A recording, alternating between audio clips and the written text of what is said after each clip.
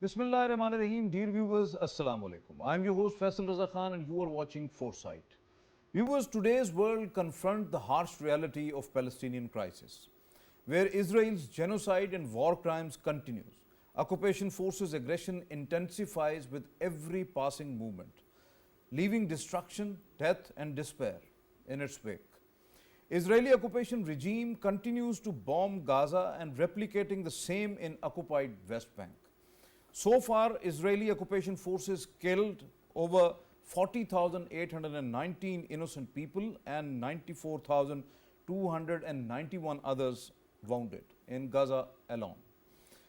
While in occupied West Bank, death toll reached 682 and 5,700 injured. Gaza has millions displaced internally, thousands killed or injured, hospitals not functioning, water, food, medicine not available, hunger and starvation everywhere. There is humanitarian crisis of epic proportion.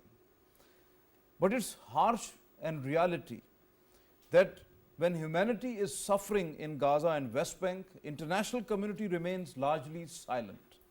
Accountability of an occupier, aggressor, oppressor, criminal regime of Netanyahu and his war cabinet that had committed worst genocide of the century seems a distant dream. Today we will try to get answers of some key questions, particularly whether Israeli actions are planned genocide, has the world encouraged Israel's brutality, why have human rights organizations and international bodies failed to hold Israel accountable?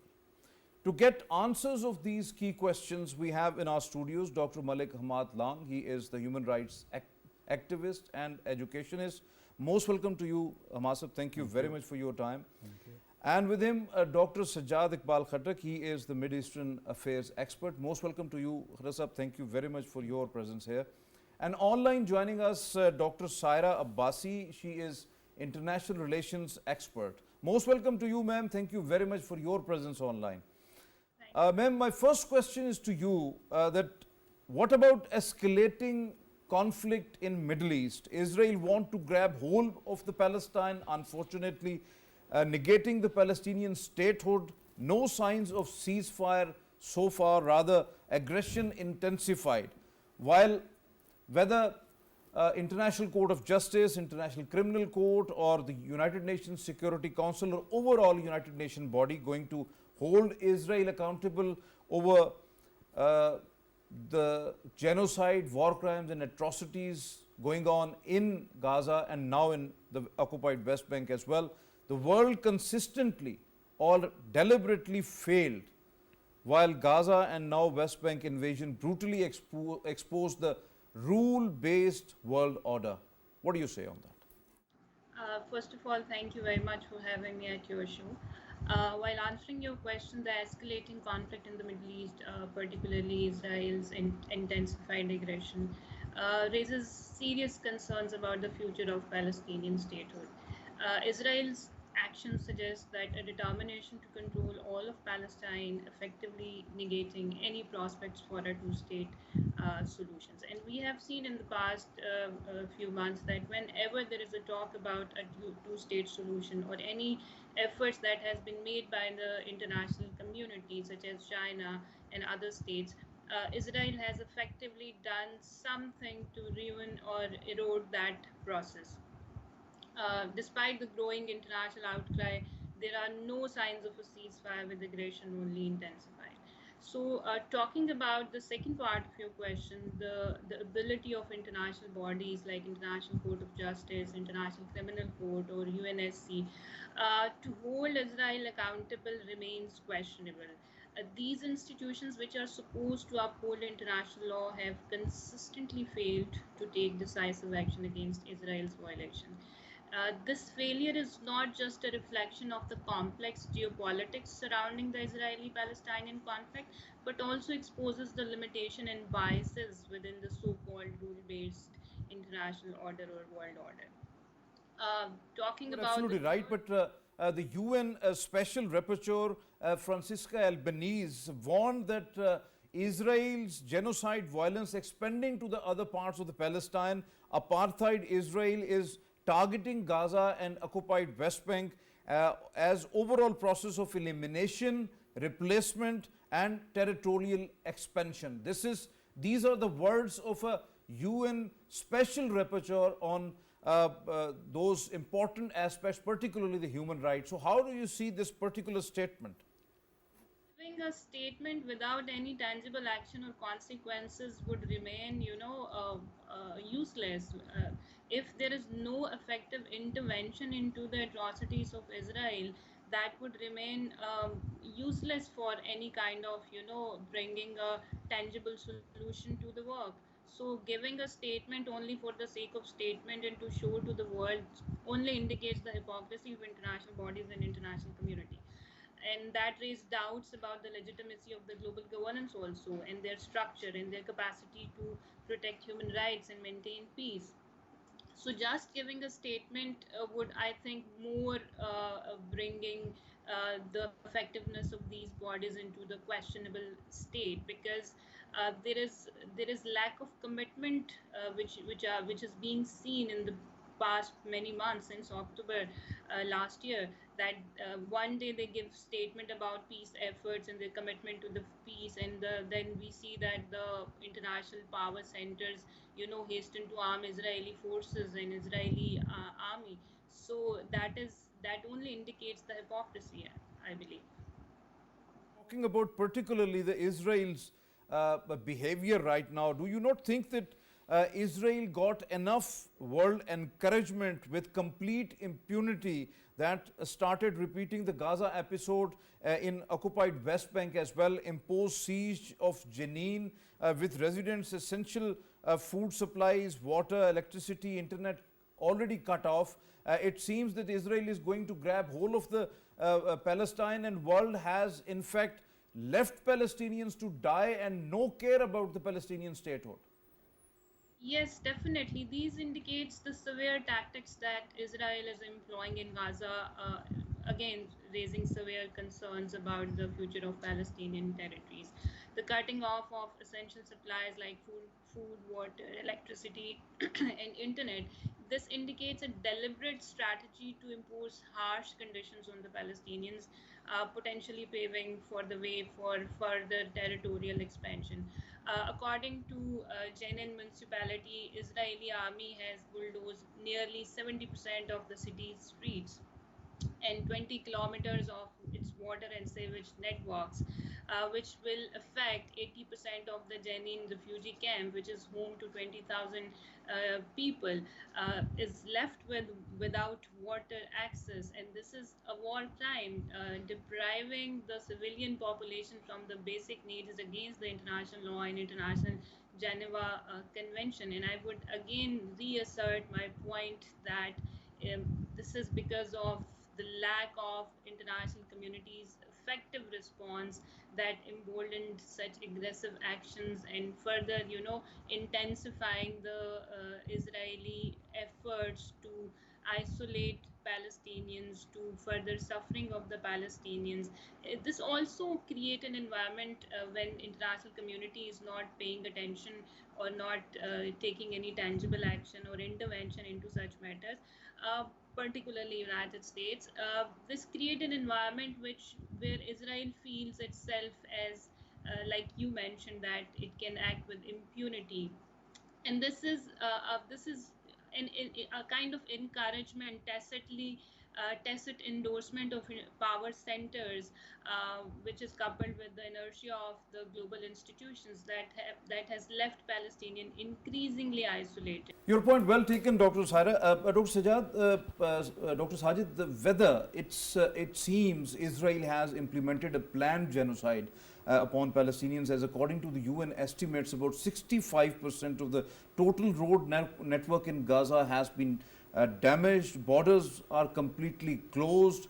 Aid groups have had to suspend trips over security concerns after the convoys were targeted, deliberately targeted by the Israeli military. And it was before the 7th of October 2023, many of things were done before that. So it means that there was something fishy, and it was all planned before 7th October 2023. Well, I think yes, it was. It looks planned. Atrocities in Gaza.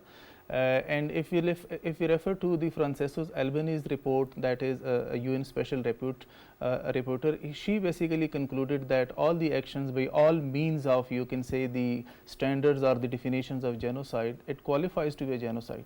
And if you look into the ongoing circumstances in Gaza, we have seen that the Palestinians cannot flee Gaza because their neighboring countries, Egypt and you can say Jordan, have declined the Palestinians refugees, and they are confined in a territory, in a space where they are multiple time displaced. Palestinians have been multiple time displaced, and this shows that Israel has planned a complete, you can say, destruction of that particular group, Hamas. And they are not only targeting their military commanders, they are also targeting their families. The overall Palestinian and majority families. of the innocent people, the children, women, elderly. So yes. this is they have not bifurcated. This is just a carpet bombing, and it's a kind of atrocities going on which is unstoppable right now, and nobody is daring to do that. Exactly, and as per some media reports, 70% of the, you can say, total casualties that you have rightly mentioned, exceeded 40,000. 70% of that casualties comprise of women and children. Yes. This means that the collateral damage, or you can say the very, you can say, caution of collateral damage in a war has not been, you can say, applies over this. This is a clear genocide of the Palestinians, and the world is surprisingly, you can say, silent on this. And this shows that the liberal world order that we are living in, or you can say the United States, which portrays that the overall world order is a liberal world order and they have liberal values. This shows that this liberal world order is basically you can say a cover to the realist or exploitative structuralist world order. They are basically so if using they are saying these, that this is the rule-based world order, means the rules are at the side of Israel, and this is the rule-based order. So at least other nationalities and other ethnicities, they have to think about it, that if this is the rule-based order, this is going to be destructive for all of the globe. Exactly. And I think this we have to, you can say, look into the very foundation of Israel by this. Israel has not come into existence by its own. It was the plan of Britain, and after World War II, the United States of America has totally supported Israel. Definitely, by you all are absolutely means. right, Yeah. because it's an illegitimate state. Pakistan has not accepted it, and our founding father was very clear on that, because this is an illegitimate state, and it is at the territory of Palestinians. Basically, they don't have the right to exist over there, but unfortunately that is there. So when Dr. Sajid, it's obvious that to live and to heal, one need food, clean water and medicine, but Israel inflicted destruction of everything: the agriculture farms, the fruit orchards, the water wells or reservoirs, the food factories, the bakeries, medical centers, hospitals, while humanitarian supplies halted. Same tactics are now employed in the West Bank, using this collective punishment of hunger, dehydration and no treatment to anybody as a weapon of war. How do you see that? A small fragment or a small group of that population has committed any crime, you cannot you can say punish the whole community. And the situation in Palestine is quite dire. As you mentioned, 65% of the overall road infrastructure in Palestine is destroyed. 80% of the hospitals are targeted and schools are closed. And you can say it seems that Israel is not in a mood to accept the two-nation state solution, and they are trying to, you can say, have an occupation of the overall territory of Palestine. Although they are already left with a very small territory, but they are in a process to occupy that, and they have already, you can say, had forced resettlement of the Jews in the Palestinian territories. So this basically demands you can say an immediate response from at least the Muslim states, if not the world community at large.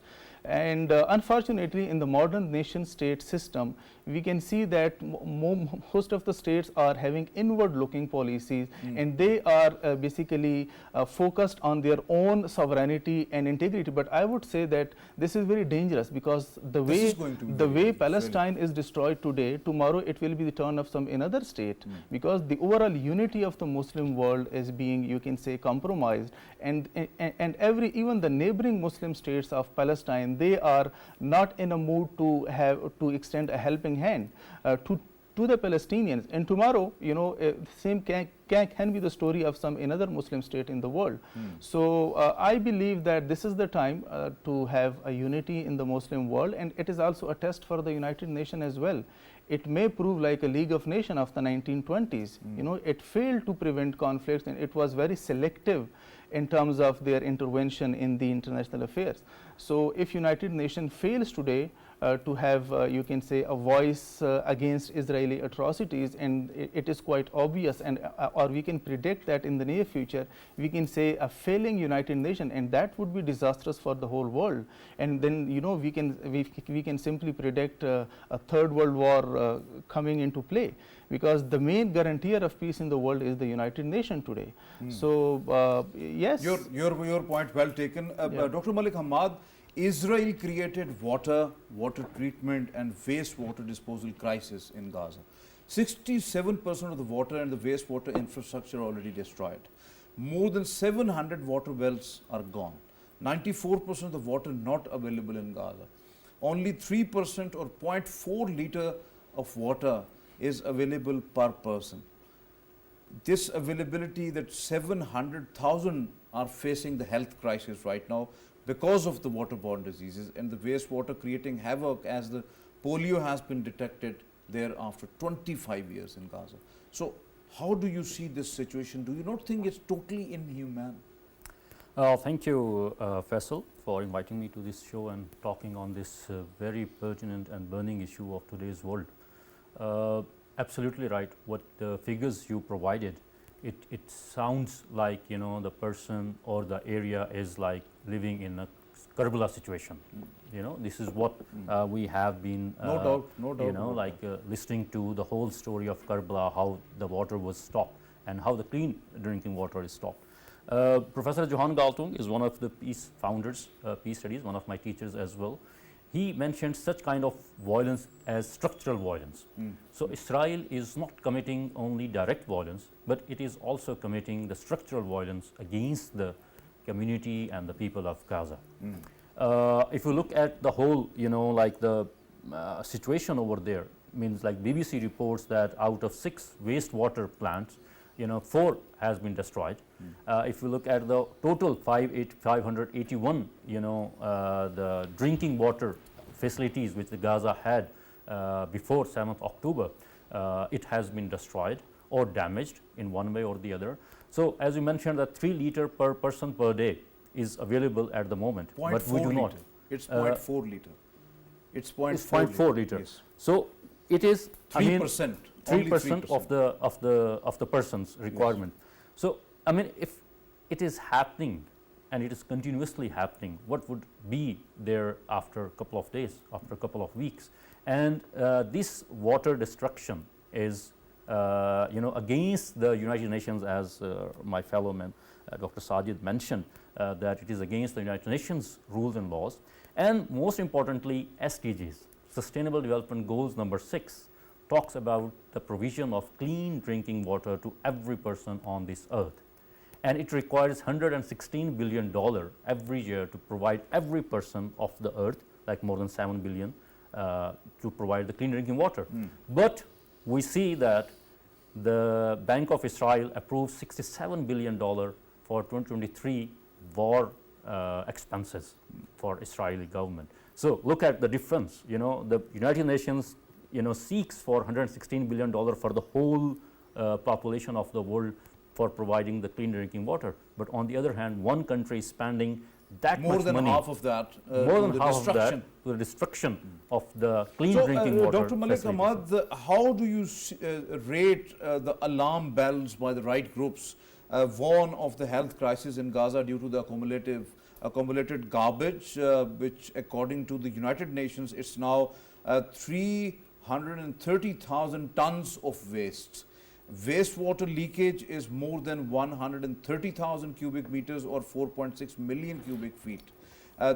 They're throughout the streets and in internally displaced shelters as well, while 39 million tons of debris are already there. So how do you see this dire situation, that how people are now living in Gaza particularly? I mean, if we look at the health, it is again the SDGs, one of the SDGs as well, like the provision of the healthy environment for every person on this earth. The thing is, like WHO reports that the water contamination is not only, problematic for the Gazan people, but it could create problem for the sea close to the Gaza, for Israelis, and for the neighboring countries. They gave the example of Yemen, that in 2015 and 16, when there was a war in Yemen, almost 2 million people were affected by the cholera, such kind of pandemic over there. And then the neighboring countries, were affected as well. Likewise, if they gave the example of Iraq, that Kuwait, Bahrain, they were affected, and Syria, they were affected by the cholera and diarrhea, of these wars issues related to the health. Because unfortunately, Gaza, they do not have the hospitals infrastructure anymore. The clinics, everything is like tent, based. Obviously. If we talk about the hospitals or educational institutions, and then they do not have even chemicals or anything to clean the surgery instruments, So this is, I mean, they a cannot huge, sterilize those equipments. of course, like this is what I am, like kind of, silent that how the global world powers they are seeing this situation without being involved actively and positively, not only involved to spend, or to provide weapons to Israel. Definitely. Even you are today, absolutely right. yesterday, I think UK mentioned that we have reduced, selling weapons to Israel. Reduced. It's a partial suspension. So partial suspension. Partial suspension. And for some, it's not the complete halt. It's not complete. So it is the partial suspension. So, Dr. Saira, what about Israel's cyber attacks to defame the UN Agency for Palestinian Refugees, UNRWA? Threaten it, labeled as terrorist organization, spread mis and disinformation as weapon of war to put lives of its workers at stake. Then several Western countries have aid blockade to UNRWA, while the agency has accused Israel of its attempts to close it down and also buying ads on Google to block users from giving donations and stopping it to aid the starving Palestinians. Israel cyber attacks and the use of digital warfare is basically to manipulate the perceptions and undermine the humanitarian efforts at the first place. By labeling the UNRWA as a terrorist organization and spreading the disinformation is actually to delegitimize the agency and jeopardize its operations. Then it has various implications if we have to closely analyze the situation. These implications are by undermining the UNRWA, Israel not only deepens the humanitarian crisis, but it also seeks to reshape the narrative surrounding the Palestinian struggles. That portray the legitimate resistance and advocacy as a terrorist activity or as a terrorism, which is very, very important in the information age in which we are living. So this digital warfare, which is combined with the physical aggression also, this demonstrates the multifaceted approach of Israel, which it is employing to assert its dominance over the Palestinian territories, while of course silencing the dissent and obstructing international solidarity. Again, the role of international community in this matter is very, very important, and their failure to effectively counter such tactics holds Israel accountable for its actions, only emboldens such behavior. Another implication is that whenever such kind of digital are used against the humanitarian organizations, that will left the vulnerable populations, be it Palestine or Kashmir or any other state, Syria or any other state, that signify that the vulnerable populations are more prone to the danger of, atrocities of the powerful centers in powerful states, which signify that what we call in the realism is that the most powerful states are the most sovereign states, and the less powerful states are the less sovereign states. So this is very disturbing fact that the cyber attacks are taking place against the UN agency, particularly. Dr. Saira, UNRWA, UN Agency for the Palestinian Refugees, suffered targeted losses at the hands of the brutal Israeli occupation forces as they murdered at least 197 staffers till 14th of July 2024, damaged 189 installations, 16 health centers out of 26. There is only 10 currently operational and but partially damaged. There have been 458 incidents impacting UNRWA premises, including 74 incidents of military use. Do you not think that the UN and its agencies were discredited deliberately by the illegitimate state of Israel and its allies? Definitely. Well, the lack of a robust response from the UN and its member states, they only reinforces the perception that these institutions are either powerless now or unable to confront such blatant violations, which again undermines the very principles of the UNO, which was created. And I think in the program already mentioned that the UNA was formed to contain the conflict, for the conflict resolution. And particularly another thing which is very, very important is the responsibility to protect thing, that which had been signed by the powerful states, that the powerful states have this responsibility, the power centers and the UN has the responsibility to protect those who are vulnerable to the international violations. Both the UNO and responsibility to protect doctrine are eroded, undermined by the by not only Israel, but I think by the international community also, because they tacitly endorse the atrocities of Israel by just symbolically giving a statement which undermines not only the legitimacy and effectiveness of UNO, but international governance structure also.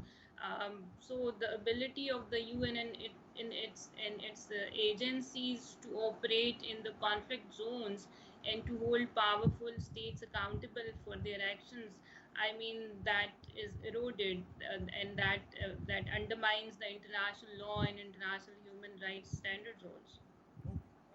Dr. Saira, your point well taken. 70% of the UN agency for the Palestinian refugees, UNRWA facilities, have been bombed. 80% of the population has fled their homes and are stranded in open skies. World Health Organization says that more than 95% of the Gaza population facing crisis level of hunger due to absence of food and clean water, means they are acutely malnutritioned. So what do you say on this inhumane and cruel behavior of the Israeli illegitimate regime? I think Israel is having a show indiscriminate of all the institutions, all the agencies that are involved in Palestine. It is not regarding the United Nations. That is why there are some, 63 direct attacks on the UN missions in various capacities in Palestine. And it is not taking into account the International Court of Justice ruling that was, initiated by South Africa. And Israel is not even, listening to the voices coming from all over the world that are basically condemning the human rights violation in Palestine. And but the positive side of the story is that we still have, voices coming in sympathy of Palestinians, even from within Israel. Few days back, we have seen that there was a large number of protesters who were basically demanding a truce, a ceasefire, in Gaza. This is basically encouraging, and at the same time, the media that we are talking today here in Pakistan in favor of you can say peace in Middle East, and some other you can say Muslim world states are still raising voices in favor of that. But the thing is that power corrupts, whether it is a person or it is a state. So Israel presently is corrupt by its power, and this power is basically supported by you can say the world hegemon, the United States of America. We have not seen any tangible you can say warnings from the United States of America towards Benjamin Netanyahu. But I am very much clear about this, that I see no future of Benjamin Netanyahu in the Middle Eastern politics in the future, whatever the outcome of the conflict is. That's why he is sticking to his chair. Exactly. He is not leaving that, because even the Israeli protesters demanding time and again to have elections and to have ceasefire, but he is not paying any heed to it because he has a strong backing from the United States, no doubt about that. Dr. Ahmad, why world left Palestinians alone when Israel 164 times attacked the hospitals? Over 81% of the health facilities are damaged or destroyed. Over 500 health workers, including the critical care doctors like anesthesia specialists, the orthopedics, the gynecologists, surgeons and all that, those were killed. Lack of hospital beds, medical supplies, medicines or diagnostic laboratories are already destroyed. Pregnant or disabled or who just happen to have an ill-timed heart attack or something, brain hemorrhage like of situation, they suffered the most. Many displaced people are in mental trauma, and disease spread is absolutely huge. So this is what we call it, because I don't have words really. Faisal, the thing is, I would say not the world, but I would say the global leading political powers at the moment. They have left Palestinians, Gaza alone. Otherwise, as Dr. Sajid mentioned too, that even in Israel there is a protest for the ceasefire. There are protests more than even in Islamabad, in the global capitals of the world, such as London, Madrid, Washington DC, New York, in favor of the human rights, innocent Palestinians, and for human rights. The organizations such as Medicines Without Borders, such as few UNICEF organizations and other international organizations, they are working for the betterment of the Gazan people even during the war period. The thing is, what the global political leaders want from that particular region. Israel is completely, like in a frame of, like wild country. They are not looking at anyone words. They are not listening to anyone's, There is no United Nations, there is United no Nation, international law, there is no humanitarian law, nothing. no human rights, no Geneva Convention, nothing for Israel, right? Nothing for Israel, and this is what they are not listening to it. What the question is, what was the reason to begin that war? This is the the major question. There was no plan of Hamas, for instance. I would say they did not have any plan to attack Israel. What kind of objective they wanted to attack on 7th October, and then afterwards Israel's from 9th October onwards, until today, what they would like to achieve. We do not see any kind of their purpose. This is a war. It's going on. Probably the world would see end of the Gazan people, or I don't know what they are waiting for. Otherwise, there is no any purpose, no any objective for achieving after having this. This is sometimes we look for some achievements, and then say, okay, it is achieved, the war is over. Unfortunately, in the modern world, and when we have human rights values, norms more than before, but at the same time, we also have wars like this. We have war in neighboring country without any particular objective. Even then, but like whole of the world, bin Laden was died, but still. But whole of the international community and most of the Muslim countries and the Muslim people, they think that whatever the last year in September, what the map showed by the illegitimate Prime Minister, that Netanyahu in the UN General Assembly, that was very loud and clear. That was the greater Israel. So that's all. I mean, it has been going on since 47. But right now the situation is very 1919. peculiar. You are absolutely right. Dr. Sajid, Gaza children are the one who paid the price of the war. At least 16,480 children killed, including 115 babies. Save the Children reports that up to 21,000 children are now estimated to be missing. Some reports suggest that 17,000 are without parents, and out of that 3,500 under 5 years old are facing acute malnutrition. Many died of hunger. So how do you respond to this one? I think it's sad and it's tragic to know about the suffering of the Palestinian children. They're innocent children. They have no role in this war, and their future is destroyed. And we will see in the coming days that they will develop post-traumatic stress disorder. And I was reading a report which says that 30% of the Palestinian children have already developed post-traumatic stress disorder. And the overall air is contaminated, water is contaminated, there even you can say soil is contaminated, the crops are being destroyed. So I don't see any future for the Palestinian children within that territory in the near future. I think there has to be some sustainable solution to this problem. And the sustainable solution, the children, I think, especially needs immediate attention from the neighboring countries. They should be transferred to you can say, some safe places in some other countries, and the Muslim world should extend their offer in this regard. Because within Palestine, because as per the United Nations report, it will take 16 years to reconstruct Palestine to the you can say October, September time. So in this, you can say devastative environment. Only 15 years required to clear the debris. Exactly.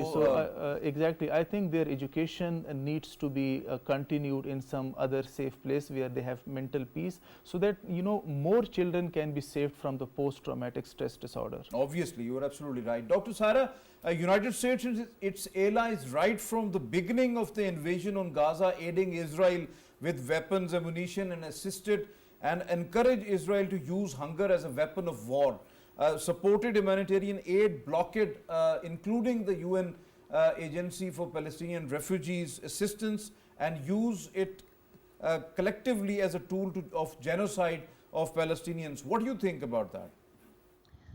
I believe, and we have seen that the United States and its allies have played a very significant role in supporting not only Israel's military action, but they have given them the political backing also, while with the provision of the weapons also, military assistance, which we call.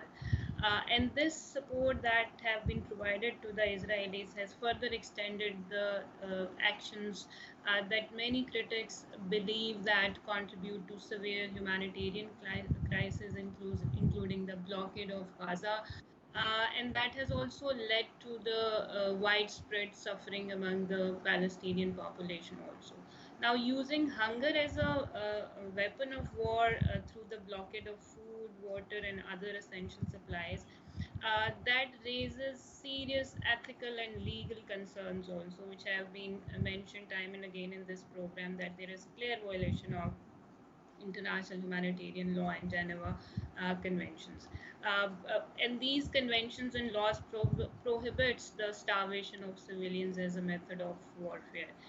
And when such blockades are supported or again tacitly endorsed by the powerful states like US, it's not only exacerbate the crisis but also signals a troubling disregard for international norms also.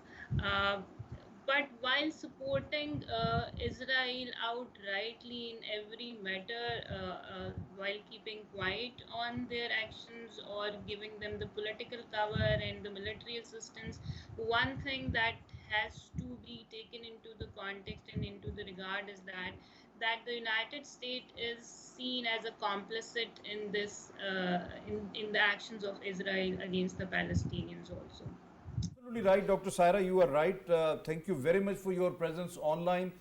Thank you very much, Dr. Ahmad, for your presence here. Thank you very much, Dr. Sajid, for your presence in the studios. So viewers, as you have listened to our panelists, it is loud and clear that there is no doubt that Israel is committing the genocide, war crimes, and historical atrocities in the not only in Gaza but also now in the occupied West Bank. And Israel has a very cruel plan to eradicate all the Palestinians and to grab their territory and expand its illegitimate territory, which is going to be horrible, and it is going to be a great lesson for the whole of the Muslim Ummah, particularly that they have to unite themselves and they have to work particularly in favor of the Palestinians who are suffering right now, because it is going to be a very dangerous precedent as Israel and its allies are setting. UNRWA is deliberately targeted not to aid innocent Palestinians, because if it halts that aid, UNRWA is okay, but unfortunately that is not okay, because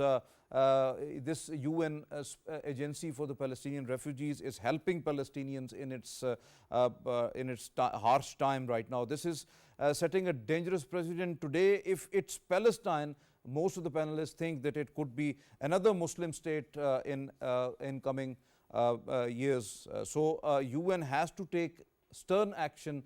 United Nations Security Council has to assert itself.